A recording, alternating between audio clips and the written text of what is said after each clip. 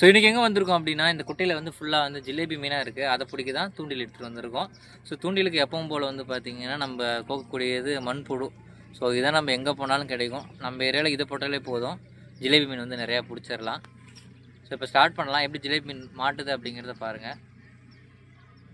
Okay, லைட்டாக வந்து புழு இருக்க மாதிரி விட்டுற வேண்டியதான்.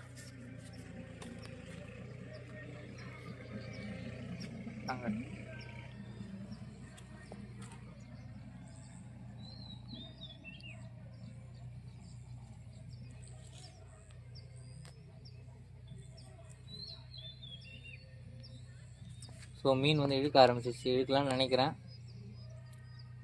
மாட்டிகிட்டு இருக்கு ஜிலேபி.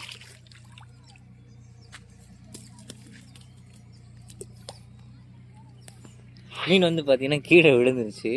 ஸோ அங்கே இருக்கிறது தான். பட் ஃபஸ்ட் டைம் மிஸ் ஆனாலும் பரவாயில்ல, நெக்ஸ்ட் லக்கு வந்து பார்த்திங்கன்னா நமக்கு இருக்கும்.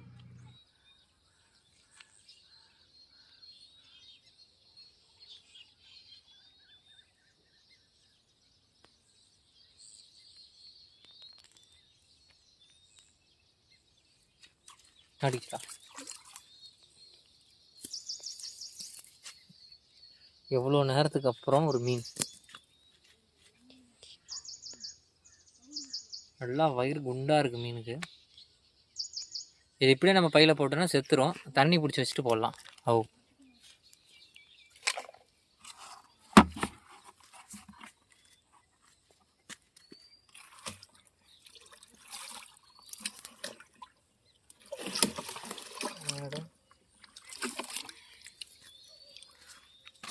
இதுக்கு மேலே தண்ணி வச்சோன்னா இதிலே ஜம்ப் பண்ணி குதிக்கும். இப்போ இது எவ்வளோ ஜம்ப் பண்ண போகுதுன்னு தெரில.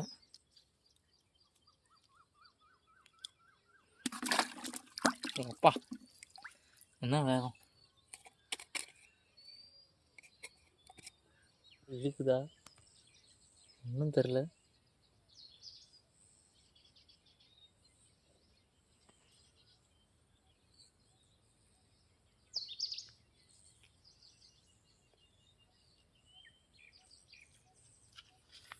மாட்டிக்கிட்டான், விழுந்துட்டான். காலையில என்ன விளையாட்டு காட்டுறாங்க, எப்படி எல்லாம் சோதிக்கிறாங்க, பொழுது விடிய விட மாட்டேங்கிறாங்க. மாட்டிக்கினான் நினைக்கிறேன். மாட்டிக்கிட்டான்டா.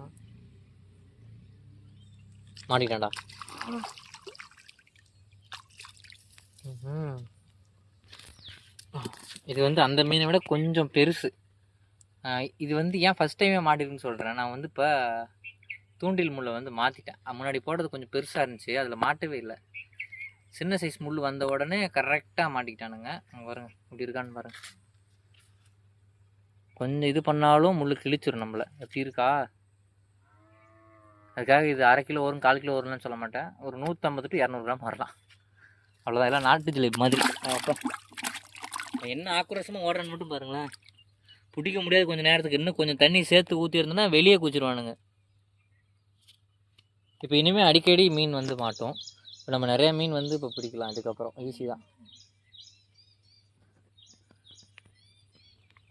ஸோ போட்டதும் மீன் வந்து இறைய வந்து கடிக்க ஆரம்பிச்சிருச்சு.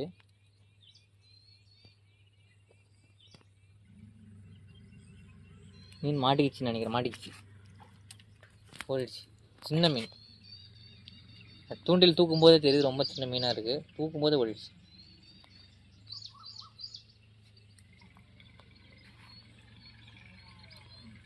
அப்படிக்கிட்ட மேலே கேட்டான். வெயில் வந்து ஒரு பக்கம் பொழக்குது, ஒரு பக்கம் மேகத்தில் இதாகுது. அடுத்த மீன் இழுக்குது. மாட்டிக்கிச்சு.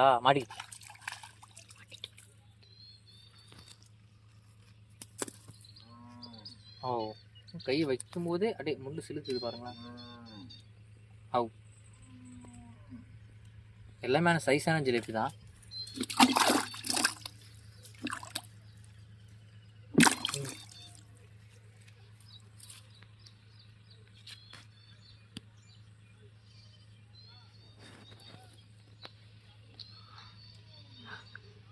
அடுத்த ஸ்ட்ரைக்கு.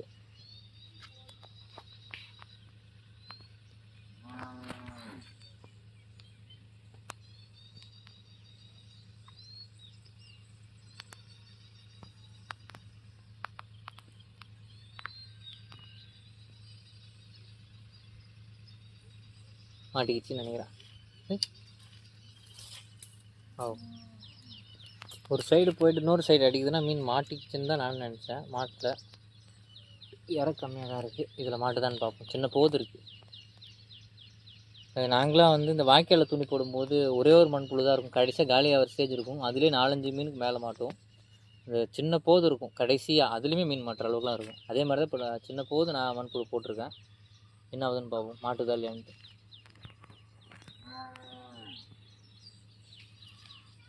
எஸ்கேப் ஆகிடுச்சு, எஸ் ஆகிடுச்சு. இவ்வளவு தான் இருக்குது. இந்த கொஞ்சத்தில் மாட்டுமான்னு பார்க்கணும். ஜூம் அவுட் பண்ணு. ஓகே. ஸோ ஒரு கொஞ்சமாக இருக்குது. இந்த கொஞ்சத்தில் போடும்போது மாட்டுதான்னு பார்ப்போம்.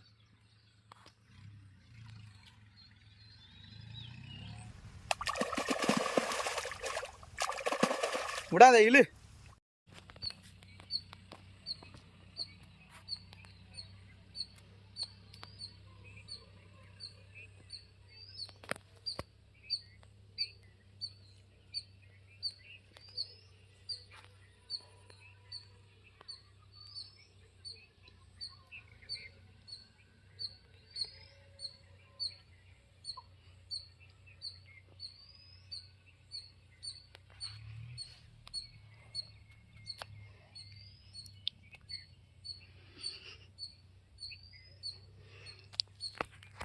மாட்டிக்கிட்டான்னு நினைக்கிறேன். மாட்டிக்கிட்டான். அமைதியாக இருந்தால் விட்டுருவோன்னு நினைப்பேன். உங்ககிட்ட மட்டும் உஷாராக இருக்கும். மீனில் வித்தியாசமாக இருக்குது பாருங்களேன்.